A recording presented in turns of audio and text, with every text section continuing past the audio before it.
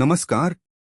आप सुन रहे हैं ऑडियो नॉवल एफएम, जहां कहानियां बोलती है, जज्बात जिंदा होते हैं और कल्पना की दुनिया में आपका स्वागत होता है। हर रोज नए कैरेक्टर्स, नए ट्विस्ट्स और नए इमोशंस के साथ हम लेकर आते हैं एक नई कहानी सिर्फ आपके लिए। डिस्क्लेमर: ये कहानी एक काल्पनिक रचना है। इसमें दिखाए गए सभी कैरेक्टर्स, नाम और घटनाएं पुराने या नए किसी भी व्यक्ति, संस्था या जगह से मिलती जुलती हो सकती है, लेकिन ये सिर्फ एक संयोग होगा।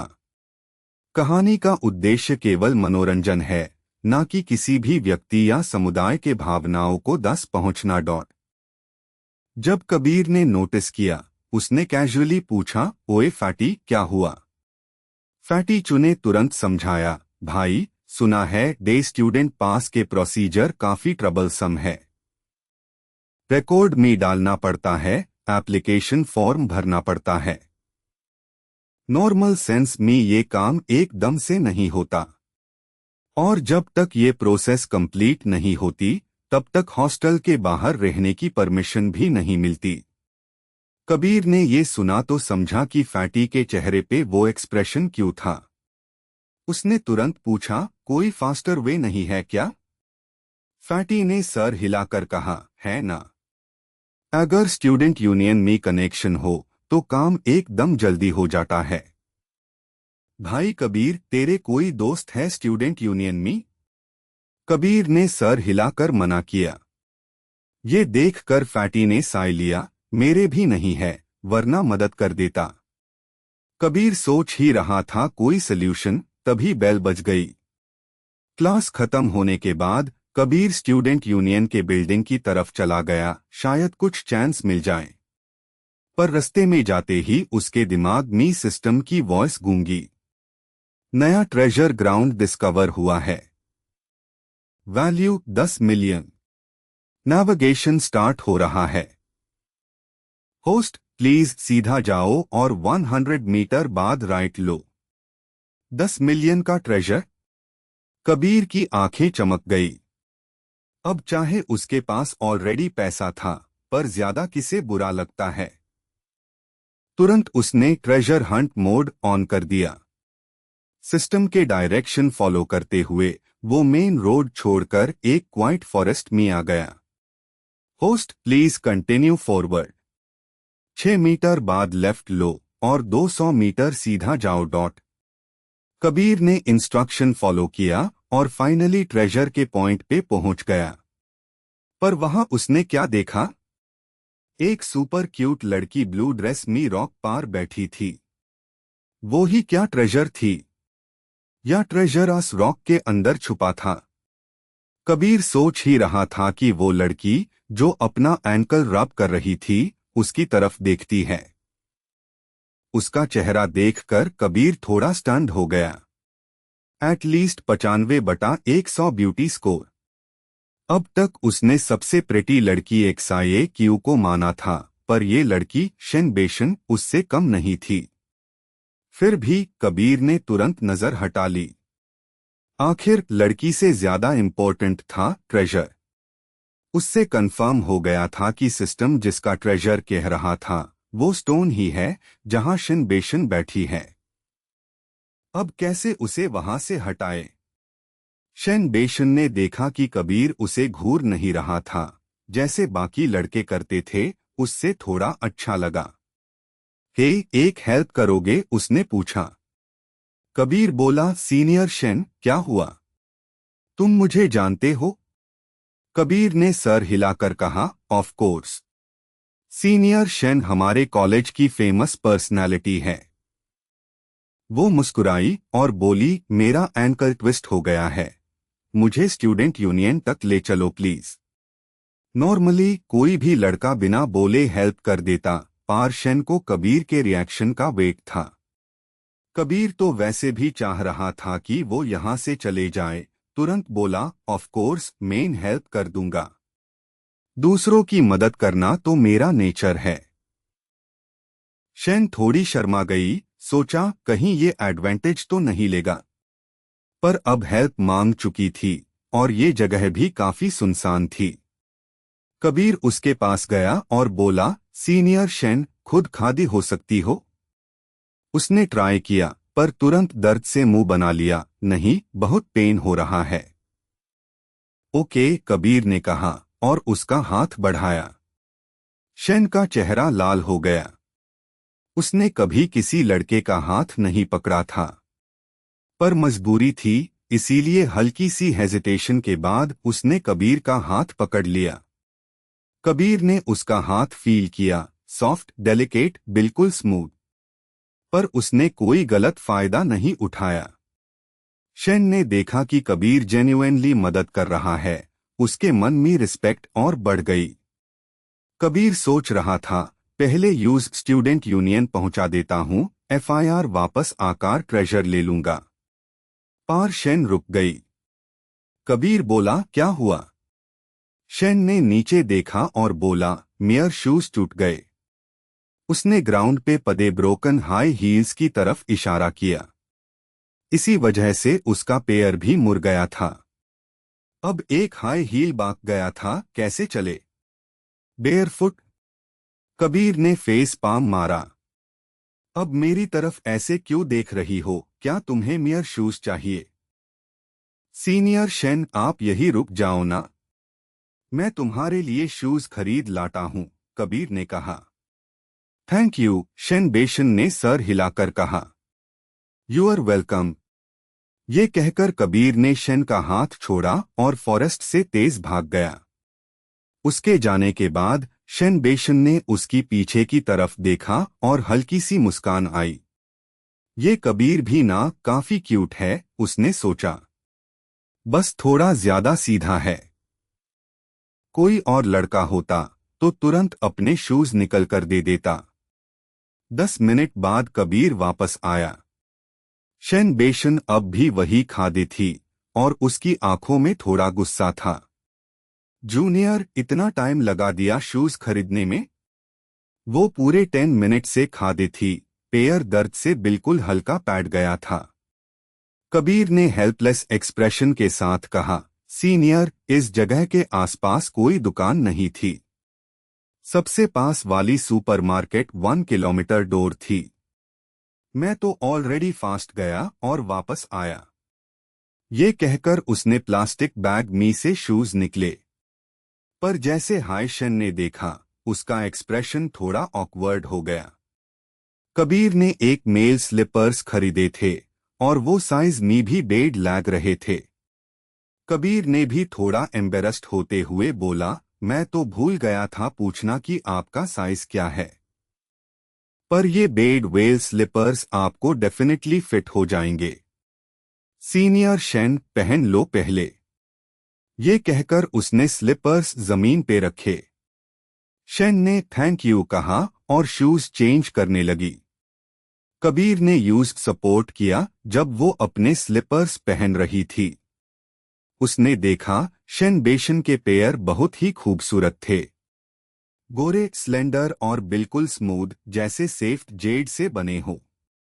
बस उसके राइट एंकल पे लालपन था, जो स्वेलिंग के कारण और ज्यादा सीरियस लग रहा था। कबीर ने पूछा, सीनियर शेन, मैं आपको पहले इन्फर्मरी ले जाऊं? शेन ने सर हिलाकर मना किया, नहीं, बस मुझे स्टूडेंट यूनियन तक छोड़ दो। उसने स्लीपर्स पहन लिए और चलने के लिए रेडी हो गई। ऑल राइट, कबीर ने कहा और उसे सहारा देकर फॉरेस्ट के बाहर निकलने लगा। जब वो दोनों फॉरेस्ट से निकले, स्टूडेंट्स ने उन्हें देख लिया। हर कोई शॉक में था। अरे, ये तो कैंपस बेले शेन है किसी लड़के के साथ। नो वे, मेरी गॉडेस ने किसी और के आर्म्स में कैसे आ गई? मैं तो हार्ट ब्रेक हो गया। कुछ लोग तो फोन निकलकर फोटो लेने लगे और स्कूल फोरम पे पोस्ट कर दिए। 20 मिनट्स बाद कबीर और Shane finally student union building पहुंच गए। नॉर्मली ये रास्ता 10 मिनट का था, पर शेन के इंजर्ड एंकल के वजह से कबीर ने स्पीड स्लो कर दी थी। जैसे ही वो अंदर गए, सभी स्टूडेंट यूनियन के मेंबर्स उन्हें घूरने लगे। किसी के चेहरे पे क्यूरियोसिटी थी, किसी के जेलसी और किसी के शौक। कबीर ने सब इग्नोर किया और शेन को उसके ऑफिस तक पहुंचा दिया। ऑफिस का डोर बैंड होता ही बाहर सब लोग गॉसिप करने लगे। ये क्या हो गया भाई? प्रेसिडेंट शेन कभी किसी लड़के के साथ इतनी क्लोज नहीं हुई। कौन है ये बंदा? क्या जादू किया इसने? और सब लोग दूर के पास चिपक गए अंदर की बातें सुनने के लिए। ऑफिस के अंदर कबीर ने शेन को सोफा तक ले जाकर बिठाया और तुरंत उसका हाथ छोड़ दिया। ये देखकर शेन के दिल में कबीर के लिए रिस्पेक्ट और बढ़ गई, पर साथ ही एक छोटी सी डिसअपॉइंटमेंट भी थी। उसने एक बार भी एडवांटेज नहीं लिया। क्या मैं उसके लिए अट्रैक्टिव नहीं हूं? फिर तुरंत अपने मन में दांत लगाई। ये मैं क्या सोच रही हूं? बका बकवास मैट सोच शेन। उसने छुपके से कबीर की तरफ देखा। थैंकफुली उसका ध्यान उसके चेहरे पे नहीं था। कबीर ने पूछा, सीनियर शेन, आपके ऑफिस में मेडिसिन है क्या? उसने देखा था कि शेन का एंकल पहले से ज्यादा स्वोलन लग रहा था। शेन ने सर हिलाकर कहा, हाँ है। पर जैसे ही कबीर उठकर ढूंढने लगा, उसने तुरंत बोला, अरे जूनियर, रहने दो, मैं खुद लगा लूंगी बाद में। ऑल राइट, कबीर ने कहा और चिल रहा। शेन ने मुस्कुराकर कहा, आज के लिए बहुत शुक्रिया। वैसे अभी तक मैंने पूछा ही नहीं, तुम्हारा नाम क्या है? कबीर ने अपना नाम बताया। शेन बेशन ये सुनकर थोड़ी हैरान हो गई। कबीर? क्या ये वही कबीर है जिसके पास फरारी एंजो है और जिसका XIAQ के साथ स्पेशल कनेक्शन है? फॉरम पार कबीर की फोटो टू थी, पार अस टाइम वो फरारी एंजो पे ही ज्यादा फोकस कर रही थी। कबीर का चेहरा ध्यान से देखा ही नहीं था, इसलिए वो श्योर नहीं थी कि ये वही लड़का है या कोई और। पार ऑब्वियसली वो डायरेक्टली पूछ नहीं सकती थी, बस हल्की सी स्माइल के साथ बोली, जूनियर कबीर, आज के लिए थैंक यू। अगर कन्वीनियंट हो तो मैं तुम्हें एक मील ट्रीट देना चाहती हूं। कबीर ने बिना कुछ सोच के ही हाँ नहीं सीधा मना कर दिया। जरूरत नहीं है सीनियर शेन। ये सुनकर शेन बेशन एक सेकंड के लिए शॉक हो गई। उसने खुद किसी लड़के को खाना खिलाने के लिए इनवाइट किया और उसने रिजेक्ट कर दिया। यूजुअली टू लॉग उससे रिक्वेस्ट करते थे कि सीनियर एक ट्रीट दे दो। तभी कबीर फिर बोला, वैसे अगर आपको सच में थैंक यू बोलना है तो एक काम कर दू, मुझे डे स्टूडेंट पास के प्रोसीजर्स में हेल्प कर दू। शेन ने आंखें थोड़ी नैरो की। क्या इसीलिए मुझे स्टूडेंट यूनियन तक छोड़ने आया था? उसने सोचा। उसने कबीर को ध्यान से देखा, जैसे उसके दिल के अंदर झांकना चाहती हो। कबीर ने कुछ समझा नहीं और बोला, क्या हुआ? ये काम मुश्किल है क्या? शेन ने हल्की सी सांस ली और बोला, नहीं मुश्किल नहीं, मैं अभी करवा देती हूं। कबीर ने उसके इंजर्ड फुट की तरफ देखा। अभी? पर आपका पैर? शेन ने हाथ हिलाकर क्यूट टोन में बोला, डोंट वरी, मैं कॉल कर लेती हूं, कोई आकर हेल्प कर देगा। थोड़ा टाइम लगेगा, पार अगर फास्ट हुआ तो कुछ मिनट्स में हो जाएगा। फिर उसने कबीर के सामने हाई फोन उठाया और कॉल कर दिया। कबीर दिल से एडमायर कर रहा था। सही कहते हैं, जिनके ऊपर कनेक्शन होता है उनके लिए काम आसान हो जाता है। फिर उसने शेन को चेयर पार बैठने में मदद की और उसके इंस्ट्रक्शन फॉलो करते हुए डॉक्यूमेंट्स सबमिट कर दिए। बस कुछ हाई मिनट्स में कबीर का डे स्टूडेंट पास रेडी हो गया। पास मिलते ही कबीर थैंक यू बोलकर निकलने ही वाला था। तभी शेन बेशन ने हल्की सी ऑकवर्ड स्माइल के साथ कहा, वो जूनियर कबीर, क्या तुम मुझे XIAQ के कॉन्सर्ट में ले जा सकते हो? कबीर ने तुरंत जवाब नहीं दिया, बस पलटकर उसकी तरफ देखा। शेन थोड़ी एम्बेरस्ड फील करने लगी और अपनी उंगली से खेलते हुए सॉफ्ट वॉइस में बोली, एक्चुअली मैं भी XIAQ की फैन हूँ। पर XIAQ इतनी पॉपुलर है कि मैंने VIP टिकट लेने की पूरी कोशिश की, फिर भी वो तुम्हारे प्राइवेट रूम जैसा नहीं है। तो अगर पॉसिबल हो मुझे भी तुम्हारे साथ कॉन्सर्ट में जाने दो ना, प्राइवेट रूम का एक्सपीरियंस लेना है। कबीर उसके क्यूट टोन और इनोसेंस से थोड़ा पिघल गया। और FIR भी कुछ बोला नहीं। शेन समझ गई और तुरंत ऐड कर दिया, अगर तुम अग्री कर लो तो कंसर्ट के बाद तुम एक छोटी सी रिक्वेस्ट रख सकते हो, मैं मना नहीं करूंगी। कबीर मुस्कुराया और बोला, सीनियर शेन तुम्हारे पास कार है ना? शेन ने थोड़ा कंफ्यूज होकर कहा, हाँ है, क्यों? कबीर ने एक्सप्लेन नहीं किया। उसने बस सोचा कि उसकी कार में सिर्फ 2 लोग बैठ सकते हैं। अच्छा है, कबीर ने कहा, कल शाम 6 बजे बॉयज डॉर्मेट्री के नीचे मिलना, वहीं से चलते हैं। ये कहकर वो दूर की तरफ बढ़ा और ऑफिस से निकल गया। स्टूडेंट यूनियन बिल्डिंग से बाहर आते ही उससे तुरंत अपने ट्रेजर हंट याद आया और वो फिर से फॉरेस्ट के अंदर चला गया, उस 10 मिलियन के ट्रेजर की तलाश में। 10 मिनट बाद नेविगेशन फॉलो करते हुए कबीर एक बार फिर से आस ट्रेजर जगह पर पहुंच गया। इस बार जब उसने देखा कि आसपास कोई नहीं है तो बिना झिझक के काम शुरू कर दिया। उसने सीधा नेविगेशन के अकॉर्डिंग वो पठार उठाया जहां पे पहले शिन बेशन बैठी थी और उसे जोर से जमीन पर फेंका। बैंग! पठार गिरते ही एक जोर की आवाज हुई और आसपास के पेड़ों से कई पक्षी उड़ गए। उसी वक्त कबीर ने एक हल्की सी क्रैक होने की आवाज सुनी नीचे से आती हुई। उसने तुरंत पठार हत्या और जैसे ही जमीन देखी, यूज कुछ पोर्सलेन के टुकड़े और उनके बीच में सोना चमकता हुआ नजर आया। कबीर ने तुरंत कुछ लकड़ी के टुकड़े धुंधकर टेम्परेरी शवल बनाया और उस एरिया को खोदना शुरू किया।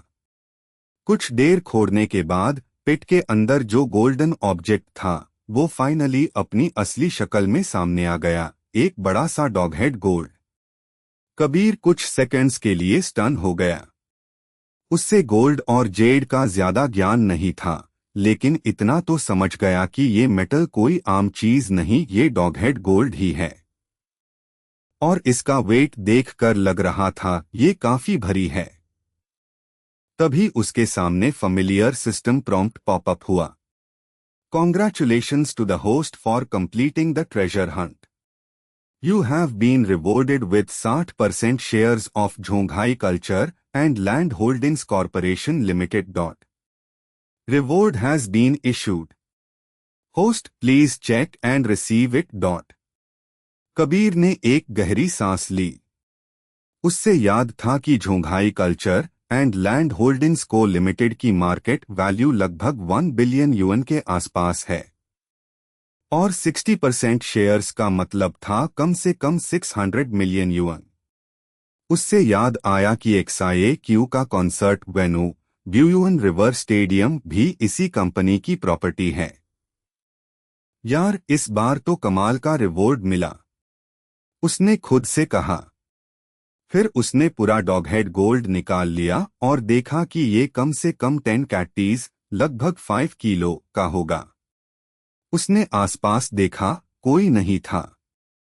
तो एक ब्लैक प्लास्टिक बैग ढूंढा और ध्यान से गोल्ड उसमें रैप करके क्वाइटली कार में रख लिया। घर पहुंचकर जोओंगशन लेक व्यू विला में कबीर ने डॉगहेड गोल्ड साफ किया। पहले तो सोचा कि ISC डेकोरेशन के लिए रख ले, और FIR उससे लगा ये ज्यादा फ्लैशी लग रहा है। तो उसने डिसाइड किया कि ISC स्टोरेज रूम में रख देता हूं और कॉन्सर्ट के बाद ISC बेचने का प्लान बनाता हूं। जैसी ही उसने गोल्ड रखा, उसका फोन वाइब्रेट हुआ।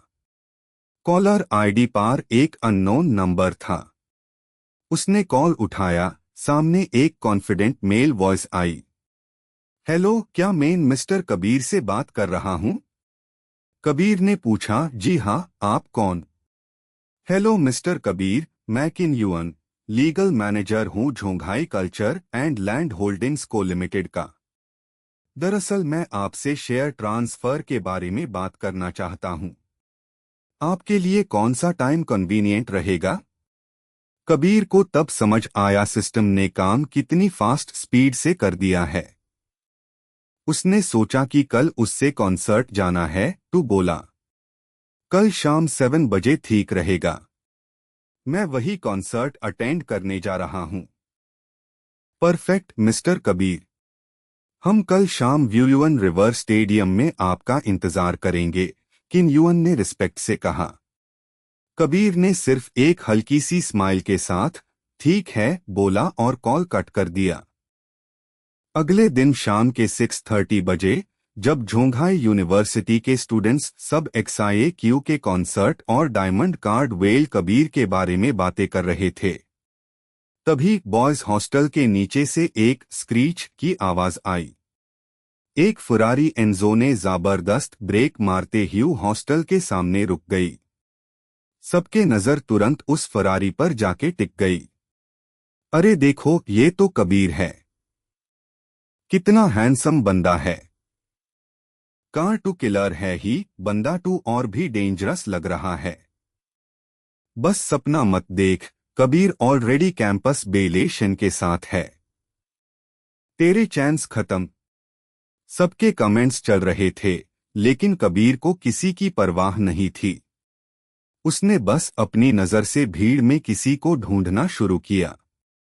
फैटी चू को तो कुछ कहने की जरूरत ही नहीं थी, वो खुद भाग कर आ गया। कबीर मुस्कुराया और कार स्टार्ट करने की कोई जल्दी नहीं दिखाई। फैटी चू क्यूरियस हो गया, भाई कबीर, और कोई आने वाला है क्या? कबीर ने हल्का सा सीक्रेटिव स्माइल दिया, तू खुद ही देख लेगा। फैटी चू ने और नहीं पूछा, बस संभल के फरारी के फ्रंट पैसेंजर सीट पर बैठ गया। साइड में खड़े लोग अन दोनों को देखकर जल रहे थे। फैटी चू को तो मजा आ रहा था, सबके जलस लुक्स उसके लिए एक अचीवमेंट जैसे थे। उसने कबीर की तरफ ग्रैटिट्यूड से देखा और बोला, भाई कबीर, अब सब लोग जानते हैं कि मैं तेरा क्लोज फ्रेंड हूँ। 2 दिन से कई लड़कियां मुझे डीएम कर रही है, बस तुझे मिलने के बहाने। भाई, क्या उन्हें ऐड कर दूं तेरे लिए? बहुत सुंदर है कुछ तो। कबीर हंसता हुआ बोला, नहीं, रहने दे। फैटी चू हैरान, अरे भाई, तू जानता भी नहीं कौन कौन है। कुछ तो डिपार्टमेंट की टॉप ब्यूटीज है, जिनके पीछे आधा कॉलेज पागल है। कबीर ने बस स्माइल किया। डिपार्टमेंट की ब्यूटीज? So what? क्या वो XIAQ या शेनबेशन जितनी खूबसूरत है? फैटी चू कंफ्यूज था, यूज समझ नहीं आ रहा था कबीर का काम रिएक्शन। तभी दूर से एक वॉल्क्सवैगन बीटल आई और फरारी एंजो के पास रुक गई। कार का विंडो नीश हुआ और अंदर से शेनबेशन का ब्यूटीफुल फेस दिखाई दिया। उसने मुस्कुराते हुए हाथ हिलाया। जूनियर कबीर। फैटी चू एक सेकंड के लिए फ्रीज हो गया, पर कबीर को कोई शॉक नहीं लगा। उसने बस हल्का सा स्माइल किया और बोला, सब लोग आ गए, चलो। और उसने फरारी एंजो को स्टार्ट कर दिया। हॉस्टल के नीचे सब लोग शॉक में थे। क्या शेनबेशन यहाँ कबीर से मिलने आई है? सबके सब चुप हो गए, कोई कुछ बोल नहीं पाया। फरारी के अंदर फैटी चू अभी भी डिसबिलीफ में था। जैसे हाई कार ने कॉलेज गेट क्रॉस किया, उसने एक्साइटमेंट से बोला, भाई कबीर, तू तो बॉस निकला। तूने तो कैंपस बेलेशन को हाई सेट कर लिया। अब समझ आया तू अन डिपार्टमेंट वाली लड़कियों में क्यों इंटरेस्टेड नहीं था। कबीर ने यूज साइड ग्लांस दिया और बोला, बकवास बंद कर। शेनबेशन और मैं सिर्फ नॉर्मल फ्रेंड्स हैं। फैटी चू ने तुरंत सोचा, नॉर्मल फ्रेंड्स? सीरियसली? झोंघाई यूनिवर्सिटी का हर स्टूडेंट जानता था कि शेनबेशन कभी किसी लड़के के इतनी क्लोज नहीं रही, और आज वो बॉयज हॉस्टल तक आई कबीर से मिलने के लिए। फ्रेंड्स कहते हैं। हाँ हाँ, सबको पता है फ्रेंड्स का मतलब क्या होता है। कबीर उसके एक्सप्रेशन देखकर बस हल्का सा स्माइल किया और कुछ समझाने की जरूरत नहीं समझी। आधा घंटा बाद कबीर और शेनबेशन की कार्स एक जगह पर पहुंच गई जो व्यूयुअन रिवर स्टेडियम से लगभग 1 किलोमीटर दूर थी। इस वक्त रोड पार कार्स का जाम लगा हुआ था। गाड़ियां धीरे धीरे खिसक रही थी और सब लोग इम्पेशेंट हो रहे थे। कुछ लोगों ने हॉर्न बजाना शुरू कर दिया था, कुछ लोग गालियां दे रहे थे। पूरा रोड एक तरह के ट्रैफिक फ्रस्ट्रेशन से भरा हुआ था। कबीर बिल्कुल चिल था, बस थोड़ा हेल्पलेस फील कर रहा था। लेकिन फैटी चू परेशान होने लगा। भाई, इतनी कार्स है, ये जैम खत्म होने का नाम नहीं ले रहा। कहीं ऐसा ना हो कॉन्सर्ट खत्म हो जाए और हम पहुंच ना पाए। कबीर ने कामली कहा, ऐसा नहीं होगा। उनका स्टेडियम से डिस्टेंस सिर्फ 1 किलोमीटर था और कॉन्सर्ट स्टार्ट होने में अभी 1 घंटा से ज्यादा टाइम था, मतलब काफी टाइम बचा था। पर कबीर के दिमाग में एक और सवाल था, पार्किंग मिलेगी क्या? उसने तुरंत अपना फोन निकाला और स्टेडियम के पार्किंग स्लॉट्स चेक किए, और जैसे उससे लगा था, सारे parking lots full the. Fatty चू ने भी फोन स्क्रीन देखी और भी एंशियस हो गया। भाई, अब क्या करें? स्टेडियम में पार्किंग तो खत्म हो गई है। कबीर अभी सोच ही रहा था कि उसका फोन रिंग होने लगा। कॉलर आईडी सिस्टर वैंग। कबीर ने कॉल उठाया। हेलो सिस्टर वैंग। दूसरी तरफ से पोलाइट वॉइस आई। हेलो मिस्टर कबीर, क्या आप और आपके फ्रेंड्स स्टेडियम के पास पहुंच गए हो? कबीर ने कामली सिचुएशन समझा दी, ट्रैफिक जैम और पार्किंग इश्यू। सिस्टर वैंग ने तुरंत कहा, मिस्टर कबीर, इतना टेंशन लेने की जरूरत नहीं है। आप मुझे अपनी एग्जैक्ट लोकेशन भेज दीजिए, मैं आपके लिए एक स्पेशल पैसेज अरेंज कर देती हूं। कबीर ने बिना झिझक एक्सेप्ट किया। उसने सिस्टर वैन को अपनी लोकेशन भेजी और एफआईआर शेनबेशन को एक मैसेज किया, फॉलो मी, हम स्पेशल राउट से जा रहे हैं। पीछे कार में शेनबेशन ने मैसेज पढ़ा तो वो एकदम शॉक हो गई। उसका खुद का फैमिली बैकग्राउंड झोंघाई में स्ट्रॉन्ग था, फिर भी वो कभी स्टेडियम के स्पेशल प्रिविलेजेस नहीं ले पाई थी। और ये कबीर कैजुअली कह रहा था कि वो स्पेशल पैसेज अरेंज कर सकता है। ये बंदा आखिर है कौन? कबीर को बिल्कुल अंदाजा नहीं था कि उसका एक छोटा सा मैसेज शेनबेशन के दिमाग में तूफान ले आया है। कुछ मिनट बाद ट्रैफिक थोड़ा मूव करने लगा तो उसने तुरंत कार आगे बढ़ाई। जब उसने देखा कि सिस्टर वैंग ऑलरेडी स्टेडियम के ईस्ट गेट पार वेट कर रही है, तो कबीर ने स्टीयरिंग घुमाया और सीधा ईस्ट गेट की तरफ ड्राइव कर लिया। शेनबेशन उसके पीछे क्लोजली फॉलो कर रही थी। आसपास के कार ओनर्स शॉक्ड द, अरे ये लोग ईस्ट गेट की तरफ जा रहे हैं, वहां टू एंट्री मना है। लगता है रिच लोग है, देख नहीं रहे फरारी है उनकी। अरे भाई, मैंने खुद देखा था, एक लैम्बोर्गिनी ड्राइवर वहां से घुसने की कोशिश कर रहा था, सिक्योरिटी ने उससे वापस भगा दिया। अब देखो, इनका भी सीन देखते हैं। सब लोग एक्साइटेड हो गए, रेडी द देखने के लिए कबीर और शेनबेशन का एम्बैरेसमेंट। पर जैसे ही वो लोग गेट तक पहुंचे, ईस्ट गेट का बैरियर सीधा ऊपर हो गया और कबीर और शेनबेशन दोनों की कार्स सीधा अंदर एंटर कर गई। पीछे खड़े सब लोग एकदम स्पीचलेस हो गए। कबीर को लोगों के रिएक्शंस का कोई आइडिया नहीं था। वो बस कार स्टेडियम के अंदर ले गया, सिस्टर वैन को ग्रीट किया और उसकी कार के पीछे अपनी फरारी पार्क कर दी। फैटी चू का एक्सप्रेशन प्योर एडमिरेशन वाला था। भाई कबीर, तू तो कमाल कर दिया। तूने तो XIAQ की मैनेजर को खुद से बुला लिया पिक करने के लिए। कबीर बस हल्का सा मुस्कुराया, कुछ बोला नहीं। पीछे शेन बेशन की आंखों में भी स्पार्कल आ गया। उसने क्लियरली समझ लिया कि कबीर कोई ऑर्डिनरी लड़का नहीं है। कुछ मिनट बाद कबीर और शेन बेशन की कार VIP पार्किंग एरिया में आ गई। ये देखकर सिस्टर वैन तुरंत उन्हें कॉन्सर्ट रूम तक ले जाने के लिए आगे बढ़ने वाली थी। तभी अचानक से एक ग्रुप लॉगोन का सूट और लेदर शूज पहने हुए बेड ही क्लासी और पावरफुल लॉग वहां आता दिखा।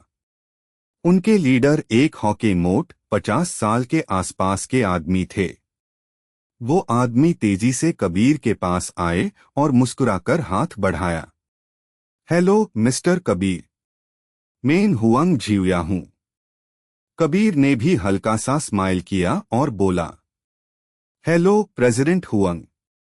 कल ही उसने झोंघाई कल्चर एंड लैंड होल्डिंग्स को लिमिटेड के बारे में रिसर्च की थी, इसलिए उसे पहले से पता था कि हुआंग जिया कौन है।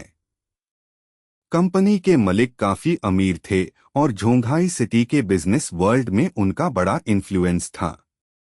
हाथ मिलाने के बाद हुआंग जिया ने थोड़ा शर्मिंदा होते हुए कहा, मिस्टर कबीर, हमें बहुत अफसोस है, हम थोड़ा लेट हो गए और आपका वेलकम ठीक से नहीं कर पाए। सिस्टर वैन हैरा रह गई। ये क्या हो रहा था? एक बेड कंपनी के प्रेसिडेंट को कबीर जैसे यंग आदमी से माफी क्यों मांगनी पड़ रही थी? फैटी चू तो लिटरली शॉक हो गया। शेन बेशन का एक्सप्रेशन काम था, लेकिन उसके चेहरे पे भी थोड़ा सरप्राइज क्लियरली दिख रहा था। यूज हुआंग जिया की आइडेंटिटी के बारे में सब पता था। वो लोग तो झोंघाई के बेड लोगों के सामने भी कभी झुकते नहीं थे, और यहां वो कबीर से अपोलोजाइज कर रहे थे। ये तो कुछ ज्यादा हाई अनबिलीवेबल था। लेकिन कबीर बिल्कुल काम रहा। इट्स फाइन, उसने हाथ हिलाकर बोला, जैसे उसे कुछ फर्क ही नहीं पड़ता। ये देखकर हुआंग जिया और उनके लोगों ने चैन की सांस ली। थोड़ा और बात करने के बाद हुआंग जिया ने पूछा, मिस्टर कबीर, आप मीटिंग रूम में पहले चलना चाहेंगे या कॉन्सर्ट के बाद? कबीर ने बिना सोचे बोला, let's go to the meeting room first. All right, Huang Jia ने सर हिलाकर कहा, और फिर शेन बेशन, फैटी चू और सिस्टर वैन की तरफ देखा। सबके सब क्यूरियोसिटी से कबीर और हुआंग जिया को देख रहे थे। हुआंग जिया ने कबीर की तरफ देखा, और जब देखा कि उसने कुछ छुपाने का इरादा नहीं रखा, तो उन्होंने कहा, मिस्टर कबीर हमारी कंपनी के नए चेयरमैन हैं। आज हम शेयर ट्रांसफर के लिए उन्हें यहां इनवाइट कर रहे हैं। ये सुनते हाय फैटी चू का चेहरा जम गया। सिस्टर वैन को अंदर से सुकून मिला के उसने पहले कबीर के बैकग्राउंड के बारे में ज्यादा पंगा नहीं लिया था। और शेन बेशन, उसके लिए तो कबीर एक बार फिर और भी मिस्टेरियस बन गया। कबीर ने उनके रिएक्शंस देखे, लेकिन कुछ बोला नहीं। उसने सिस्टर वैन को कहा कि वो शेन बेशन और बाकी सबको प्राइवेट रूम तक ले जाए, और खुद हुआंग जिया के साथ मीटिंग रूम चला गया। यूज ये नहीं पता था कि उसके जाने के बाद सिस्टर वैन ने शेन बेशन को प्राइवेट रूम में बिठाया और तुरंत बैकस्टेज भाग गई। थोड़ी देर बाद जैब शेयर हैंडओवर कंप्लीट हो गया और हुआंग जिया खुद कबीर को प्राइवेट रूम तक ले आए। तभी कोई दूर पे नॉक करता है, और फिर एक औरत सेफ लॉन्ग ड्रेस में, जैसे किसी पेंटिंग से निकली हो, सिस्टर वैन के साथ अंदर आई। एमआर कबीर, आपको ये जगह पसंद आई? शेन बेशन और फैटी चू के सामने XIAQ काफी शाय और फॉर्मल थी। नॉट बैड, कबीर ने मुस्कुराते हुए सर हिलाकर कहा। जो भी ड्रिंक चाहिए ऑर्डर कर लो, सब मेरी तरफ से। XIAQ का अंदाज एक परफेक्ट होस्ट जैसा था, नेचुरल और फ्रेंडली। डोंट वरी, मैं तुम्हारा पैसा बचाने नहीं आया, कबीर ने मजाक में बोला, जैसे वो खुद को आउटसाइडर नहीं समझता हो। ये सुनकर XIAQ खुश होकर बोली, मैं अभी स्टेज पार परफॉर्म करने वाली हूँ, थोड़ा प्रिपेयर कर लूँ। उसने दोनों को पोलाइटली सर हिलाकर ग्रीटिंग दी और प्राइवेट रूम से निकल गई। तभी फैटी चू ने एक्साइटेड होके बोला, भाई कबीर, तेरा और XIAQ का क्या सीन है भाई? कबीर ने शोल्डर्स ऊंचा कर बोला, कुछ नहीं यार, बस एक नॉर्मल दोस्त है। फैटी चू की आवाज और भी हाई हो गई, नॉर्मल दोस्त? ब्रो, कॉन्सर्ट स्टार्ट होने वाला है और वो तुझे मिलने आई थी। ये नॉर्मल दोस्ती नहीं होती। कबीर ने हाथ हिलाकर बोला, अरे छोड़ो यार, लो प्रोफाइल रखते हैं। एक ही तो ग्रीटिंग थी, इतना हाइप क्यों बना रहा है? फैटी चू ने हाथ उठा दिए, भाई तू मुझे हर दिन एक नया शौक देता है। अब तो मुझे कुछ फील ही नहीं होता। कल अगर तू अमेरिका के प्रेसिडेंट के साथ सेल्फी डाल दे, तब भी मैं नहीं हैरा हूंगा। शेन बेशन बस चुपचाप कबीर को देख रही थी, उसकी आंखों में एक अलग क्यूरियोसिटी थी। ये बंदा सच में कितना सीक्रेटिव है, उसने सोचा। कबीर ने महसूस किया कि वो यूज बेड ही इंटेंस तरीके से देख रही है। लेकिन तभी कॉन्सर्ट स्टार्ट हो गया और सबका ध्यान स्टेज की तरफ चला गया। स्टेज पार XIAQ लिटरली चमक रही थी, एकदम कॉन्फिडेंट और पावरफुल प्रेजेंस के साथ। प्राइवेट लाइफ में वो काम और स्वीट थी, लेकिन स्टेज पार वो एक दीवा लग रही थी, हर मूव पे क्राउड पागल था। पूरा स्टेडियम एनर्जी से भर गया था। 2 घंटे बाद कॉन्सर्ट अपने एंड पार था। तब XIAQ स्टेज के सेंटर पार गई और माइक लिया। Next song because of you मैं एक स्पेशल इंसान के लिए गाना चाहती हूँ। अगर वो नहीं होते तो शायद मैं आज यहाँ नहीं होती। उसकी नजर सीधा कबीर के प्राइवेट रूम की तरफ गई। Kabir floor to ceiling glass के पास खड़ा था और उसे देखता रहा। उसका दिल थोड़ा हिल गया। स्टेज से XIAQ की सॉफ्ट वॉइस स्टेडियम में गुज रही थी।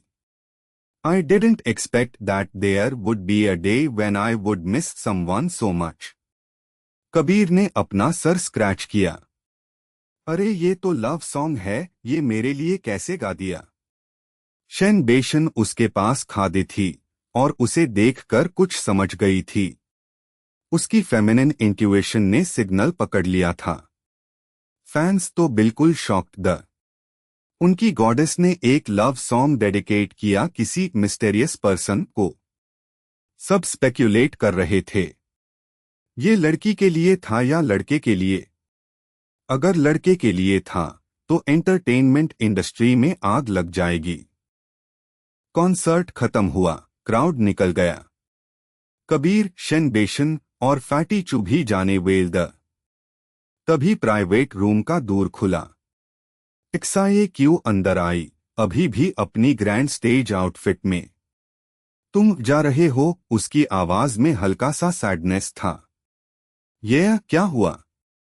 कबीर ने पूछा। मेरा सिंगिंग कैसा लगा? उसने अपना गाउन पकड़कर थोड़ा नर्वस होते हुए पूछा। बहुत अच्छा था, स्पेशली लास्ट सॉन्ग, वो मेरे लिए था क्या? कबीर ने टीजिंग टोन में पूछा। वो मेन नहीं, मेरा मतलब। XIAQ बोलते बोलते अटक गई। उसने सोचा भी नहीं था कि वो सॉन्ग इतना पर्सनल लगेगा। आखिर वो लव सॉन्ग था। कबीर उसके एक्सप्रेशन देखकर मुस्कुराया और बिना कुछ और बोले फैटी चू और शेन बेशन के साथ बाहर चला गया। दूर तक जाके उसने एक बार पलटकर कहा, मुझे बहुत पसंद आया। XIAQ वही खादे रह गई, शॉक। उसने कहा पसंद आया, मतलब सॉन्ग पसंद आया या? सोचकर उसके गाल लाल हो गए। पार्किंग लॉट में शेन बेशन, जो पूरे रास्ते चुप थी, अचानक बोली, अपना वेचैट दो। आह! कबीर थोड़ा कंफ्यूज हो गया। शेन बेशन ने उसका फोन छीना, अपना और फैटी चुका नंबर ऐड किया। फिर फोन उसके हाथ में वापस फेंका और सीधा अपनी कार में बैठ गई। कबीर वही खड़ा रह गया, शॉक में। फैटी चुने हाथ जोड़कर बोला, भाई कबीर, तू तो कमाल कर रहा है। लक्शरी कार बेड बिजनेस के मलिक तुझे रिस्पेक्ट देते हैं और अब ब्यूटीफुल लड़कियां तुझ पार लाइन लगा रही है। मुझे भी अपना असिस्टेंट बना ले यार। कबीर ने मजाक में उससे किक मारा। तू इंसान बनेगा या हर वक्त डॉग बनने का ही प्लान है? फैटी चुने हेस्ट हुए बोला, भाई पैसा सही हो तो मैं कोई भी पोजीशन ले सकता हूं। अगला दिन सैटरडे था, इसलिए कबीर को कॉलेज नहीं जाना था। सुबह सुबह वो जल्दी उठ गया और एक डॉगहेड गोल्ड, जो आदमी के सर जितना बड़ा था, लेकर सीधा एंटिक मार्केट की तरफ निकल पड़ा। जोंघाई सिटी की एंटिक स्ट्रीट पूरी चाइना में फेमस थी, एक तरह से पुरानी चीजों का सेक्रेड लैंड। सुबह के वक्त ही वहां काफी भीड़ थी। सब लोग इस उम्मीद में आए थे कि कहीं कोई रेयर आइटम मिल जाए और एक रात में अमीर बन जाए। कार अंदर नहीं जा सकती थी, तो कबीर ने कॉर्नर पार कार पार्क की और चलकर अंदर गया। जैसे ही उसने कार पार्क की, उसके दिमाग में अचानक एक सिस्टम नोटिफिकेशन आई। एक नई लैंड ऑफ अपॉर्चुनिटी डिटेक्ट हुई है।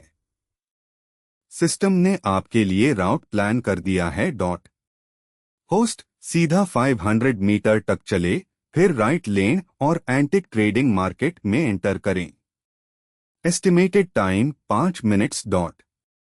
कबीर हंसा।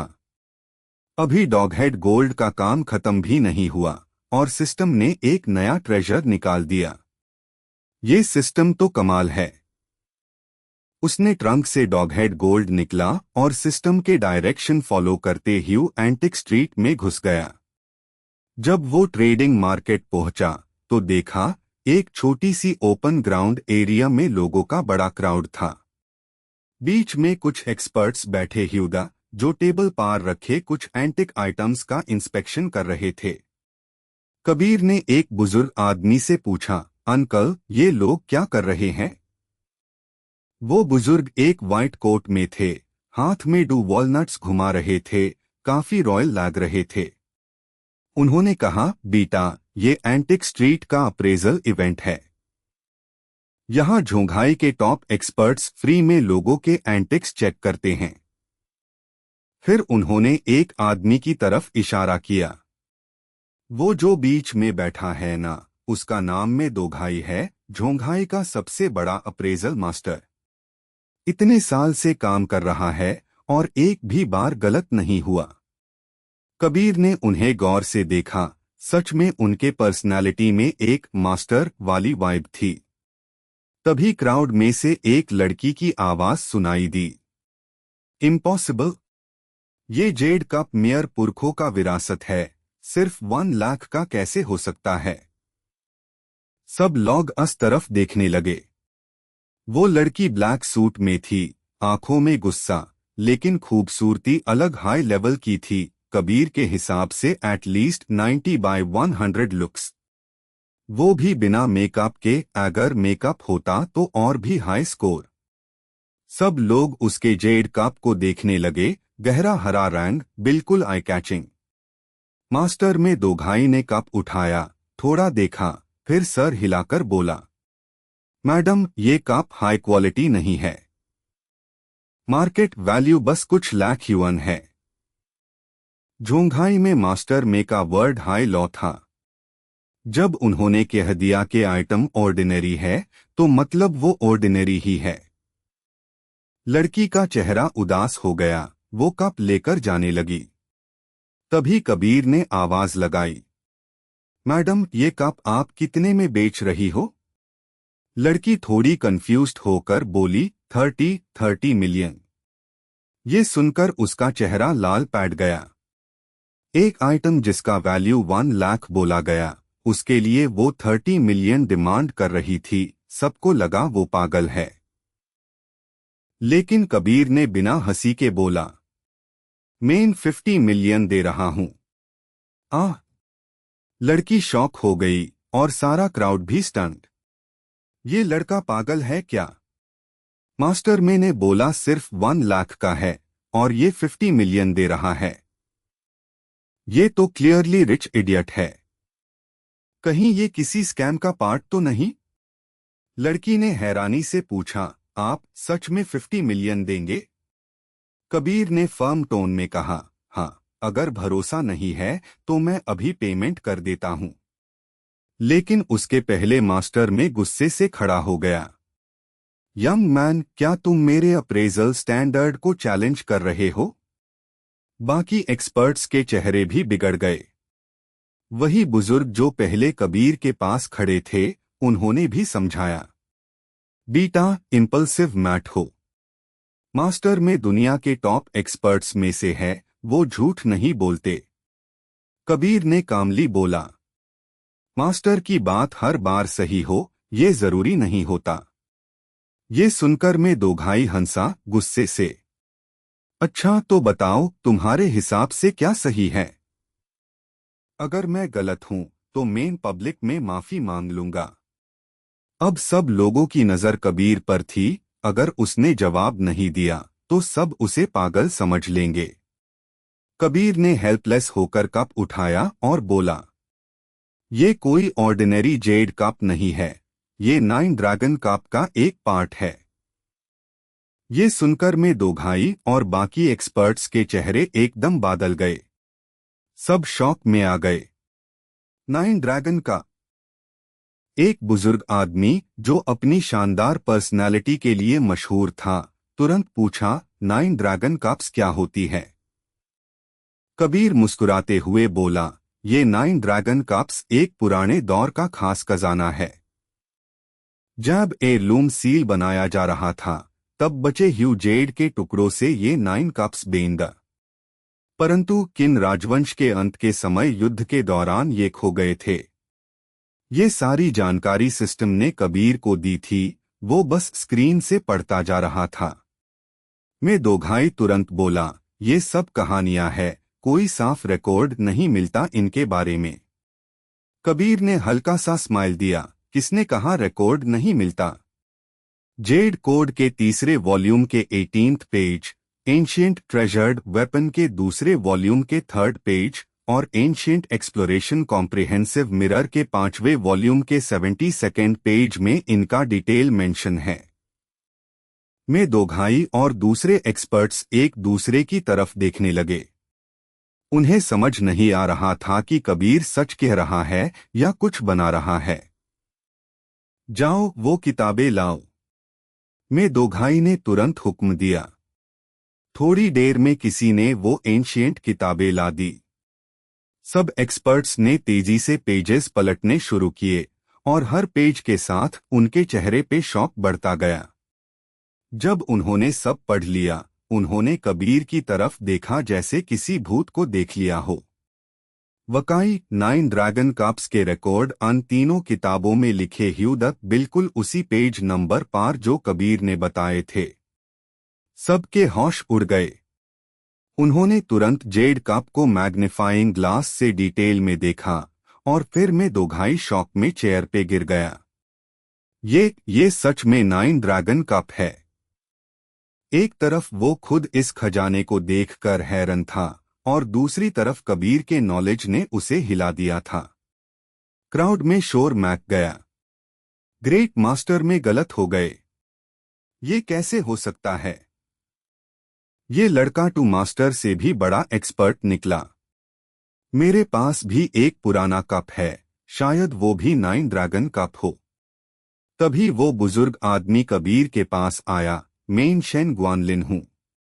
तुम्हारा नाम क्या है यंग मैन? कबीर ने मुस्कुराते हुए कहा, मेरा नाम कबीर है।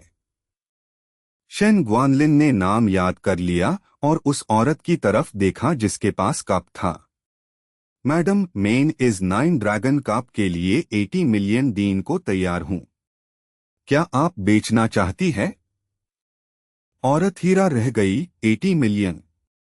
उसके लिए तो ये सपने जैसे था। वो तो बस अपनी कंपनी के कैश फ्लो प्रॉब्लम के चक्कर में 30 मिलियन की उम्मीद कर रही थी। अब 80 मिलियन मिल रहे थे तो वो खुशी से मान गई। शेन ग्वानलिन ने तुरंत अपना चेकबुक निकला, लेकिन औरत ने कहा, 2 चेक लिखिए, एक 70 मिलियन का और एक 10 मिलियन का। शेन ग्वानलिन ने बिना कुछ कहे दोनों चेक लिख दिए। उसी वक्त कबीर के दिमाग में सिस्टम का नोटिफिकेशन आया। कॉन्ग्रेचुलेशंस होस्ट, आपने डेस्टिनी नेविगेशन कंप्लीट किया। रिवॉर्ड, एक school building worth 800 million yuan. Kabir खुशी से छा गया। सिस्टम सच में बड़ा जेनरस था। तभी वो औरत मुस्कुराते हुए उसके पास आई। हेलो मिस्टर कबीर, मेरा नाम चेन एक्सयूएन है। अगर आप नहीं होते तो मैं कभी इतने पैसे में नहीं बेच पाती। ये 10 मिलियन का चेक मेरी तरफ से गिफ्ट समझ लीजिए। कबीर ने बिना झिझक चेक ले लिया। उसने सच में डिजर्व किया था। चेन एक्सयूएन ने उसका कॉन्टैक्ट नंबर लिया और कहा, अगले बार मिलते हैं, मैं आपको डिनर खिलाने वाली हूं, और फिर वहां से चली गई। शेन ग्वानलिन भी अपना कप लेकर खुशी से चला गया। तब में दो भाई आगे बढ़ा। थोड़ा शर्मिंदा लग रहा था। आज अगर तुम नहीं होते तो मेरी इज्जत मिट्टी में मिल जाती। तुम्हारा धन्यवाद लिटिल फ्रेंड कबीर। कबीर मुस्कुराया। बड़े आदमी भी कभी कभी गलती करते हैं मास्टर में। इसमें शर्म की कोई बात नहीं। मैं दो भाई ने हाँ में हाँ मिलाई। अगर तुम्हें कभी मेरी मदद चाहिए हो तो बिना झिझक कहना। तब कबीर को याद आया उसका असली काम। मास्टर में, मेरे पास एक डॉगहेड गोल्ड है, मुझे बेचना है। कहाँ बेच सकता हूँ? मैं दो भाई के आंख चमक उठी। ज़रा दिखाना टू। कबीर ने तुरंत डॉगहेड गोल्ड टेबल पर रखा। मैं दो भाई ने मैग्नीफाइंग ग्लास से देखा। एफआईआर फोन उठाकर किसी को कॉल लगाया। कुछ दिन पहले एक लड़की ने मुझे कहा था कि उसे अपने दादाजी के बर्थडे के लिए एक डॉगहेड गोल्ड चाहिए। मुझे लगा मुश्किल होगा, पर देखो मिल गया। कबीर खुश हो गया। उससे अपनी चीज के लिए बायर मिल गया था। 10 मिनट बाद एक छोटी सी लड़की दौड़ती हुई आई। ग्रेट मास्टर में, मेरा डॉगहेड गोल्ड कहाँ है? कबीर ने आवाज पे पहचान लिया और पलट कर देखा। दोनों एक साथ बोल पड़े। तुम यहाँ क्या कर रही हो? तुम यहाँ क्या कर रहे हो?